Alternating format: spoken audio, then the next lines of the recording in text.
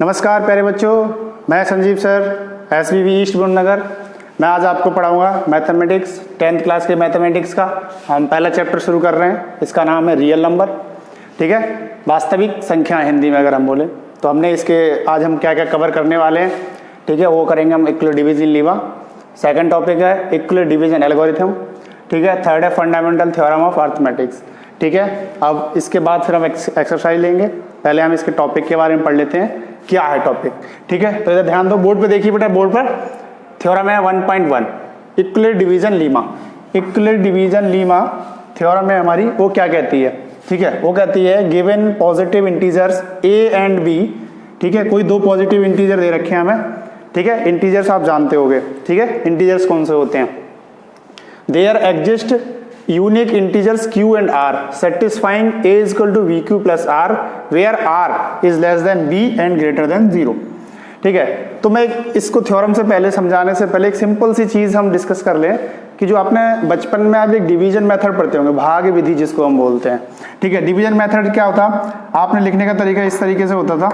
Suppose करो 15 को 2 से भाग करना है, 15 को 2 से भाग करना है, डिवाइड करना है। ठीक है, एक तरीका ये हो गया, आप इसको इस तरीके से लिखते थे 50 डिवीजन बाई 2। तीसरा तरीका आपका क्या होता था, 2 से 15 को भाग करना है। ठीक है, ये तरीका था। तो इसमें जब हम इसके ये डिविडेंड है, ये डिवाइजर है, यहाँ क्वोशिएंट आएगा और नीचे रिमाइंडर आएगा। इसी के बेसिस पे ये थ्योरम जो है वो यही कहना चाहती है हमारे पास कि 2 7 जा 14 1 आ गया। ठीक है, अब हम इसको बोलेंगे r रिमाइंडर। हिंदी वाले अगर बच्चे जो हैं हमारे साथ जुड़े हुए हैं तो हिंदी में इसको बोलेंगे शेषफल। ठीक है, और ये जो 7 है ये क्वोशिएंट है। ठीक है, हिंदी में बोलेंगे इसको भाजफल, ये भाजक और ये भाज्य। ठीक है, ये सब चीजें हमारे पास आ गई। अब यहाँ पे अब सपोज करो, अब यहाँ पे एक ही वैल्यू मेरे पास वहां पे क्या थी, 15 थी। b की वैल्यू कितनी है, यहाँ पे 2 है। ठीक है, अब क्वोशिएंट कितना हो गया हमारे पास, 7। 2 7 जा 14, 2 7 14। ठीक है, प्लस r रिमाइंडर कितना है, 1 हो गया हमारे पास, रिमाइंडर हो गया। ठीक है, अब इसमें रिमाइंडर क्या है हमारे पास, ये देखो r मतलब रिमाइंडर लेस देन v। ठीक है, लेस देन v से कम है। ठीक है, और ग्रेटर देन और इक्वल टू 0। अब ये तो एक हमारा जो है हम डिवाइड करने का एक तरीका हो गया हमारे पास। अब इसी में हम जो निकालते थे पहले HCF, क्या निकालते थे, HCF। जैसे अगर आपको पढ़े होंगे 8th और 9th में आपको बताया था कि HCF फाइंड करना है आपका 15 and 2 का।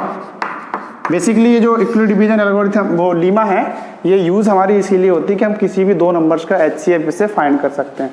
ठीक है, इसको फाइंड करने का बेसिक तरीका वही है। चाहे आप देखो वो भाग विधि से कर सकते हो या फिर इसके थ्रू कर सकते हो, लेकिन जो भाग विधि है उसी से ही ये स्टेप लिखे जाते हैं। इनको स्टेप हम स्टेप 1 स्टेप 2 स्टेप 3 हम ऐसे कर सकते हैं। ठीक है, तो अब इसमें हमने 2 से इसको डिवाइड करा। अब क्या होता है, अगली बार हमें HCF चाहिए होता है, तो अब 1 से हम क्या करेंगे, 2 को डिवाइड करेंगे। 1 2 जा 2, रिमाइंडर 0 आ गया। इसका मतलब जिस डिवाइजर से हमारा क्वोशिएंट रिमाइंडर जो है अगर 0 आ जाता है तो वही हमारा क्या हो जाता है, HCF हो जाता है। ठीक है, तो अब यहाँ पे हम ये अब आता कैसे, ये 2 यहाँ पे आ जाएगा, स्टेप बता रहा हूँ करने के। ये 1 हो जाएगा, 1 2 जा 2 प्लस रिमाइंडर 0। तो आपका ये जो 1 है वो क्या हो जाएगा, आपका HCF हो जाएगा। ठीक है, आई होप आपको समझ में आ रहा होगा कि मैं क्या कहना चाह रहा हूँ। इक्वल डिवीजन लीमा जो है क्या कहलाता है, ये एग्जाम में बहुत अच्छे तरीके से आता है। 1 नंबर का क्वेश्चन आपका सिर्फ ये जो 3 लाइनें लिखी हुई है, मैंने बोर्ड पे तो 3 लाइनें लग रही हैं, लेकिन आपकी 2 लाइनें NCERT में जब आप देखोगे इसको तो इससे 1 नंबर का क्वेश्चन 100% बनना ही बनना है। क्योंकि ये स्टेटमेंट पूछ लेता है आपको, डायरेक्ट आपसे पूछेगा इक्वल डिवीजन लीमा जो है उसका स्टेटमेंट लिखिए, what is equal division Lima, या इक्वल डिवीजन लीमा से आप क्या समझते हैं।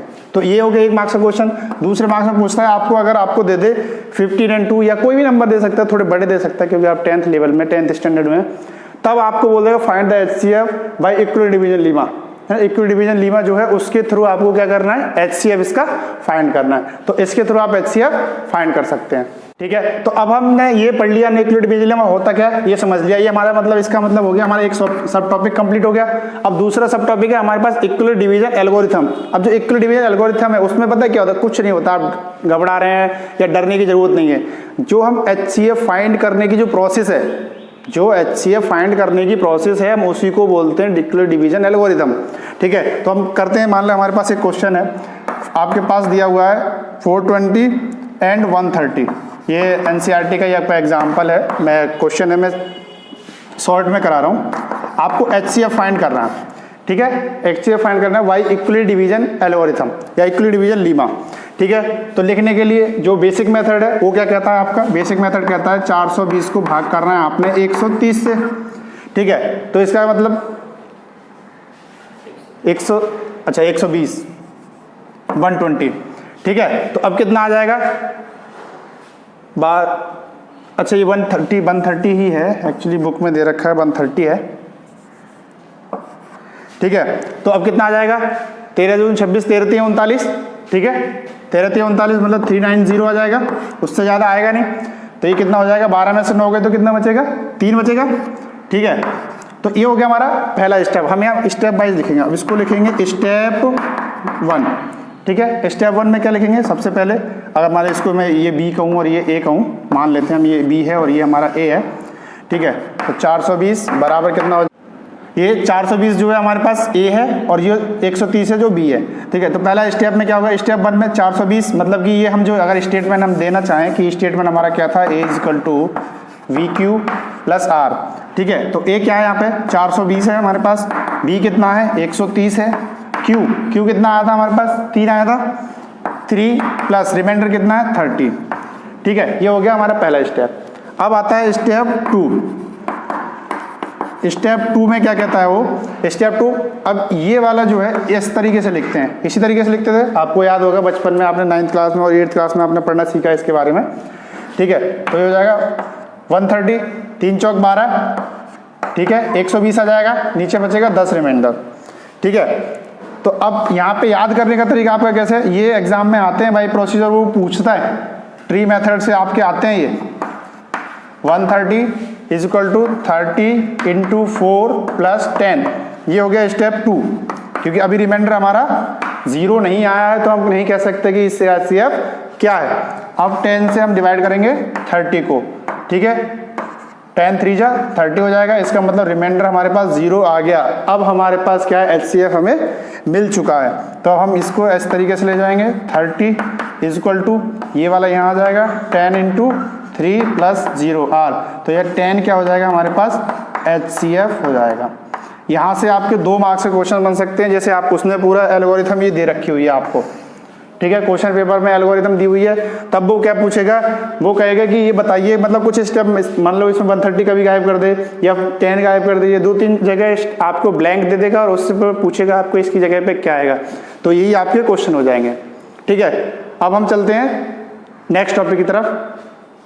तो हमने 2 टॉपिक कवर कर लिया। अब तीसरा टॉपिक है हमारा फंडामेंटल थ्योरम ऑफ अर्थमेटिक्स।